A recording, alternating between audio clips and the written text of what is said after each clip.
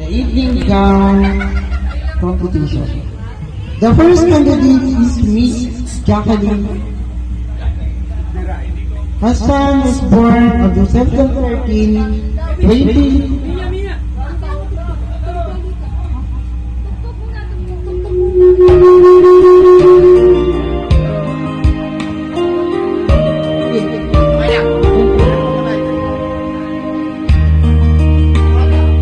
Born on September 13, 2000. Their parents, of course, of Mrs. and Mrs. Fan.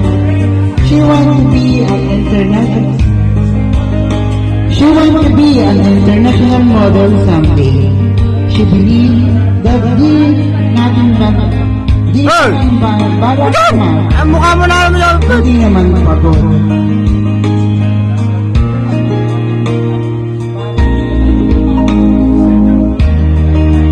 Our candidate come from a beautiful land of Brunei.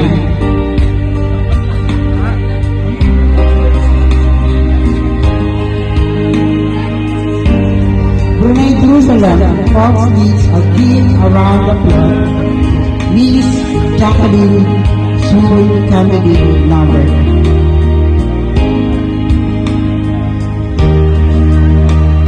Candidate number 1 and candidate number 2.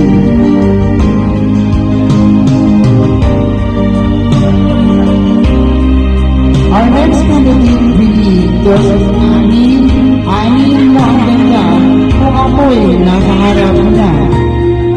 Hail from the country that Bert.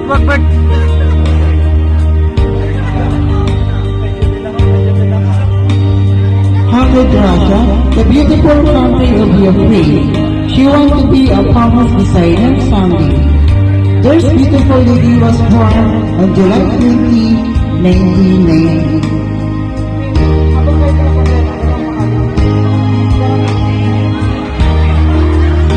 Ladies and gentlemen, of the second candidate, Miss Althea Rafaela.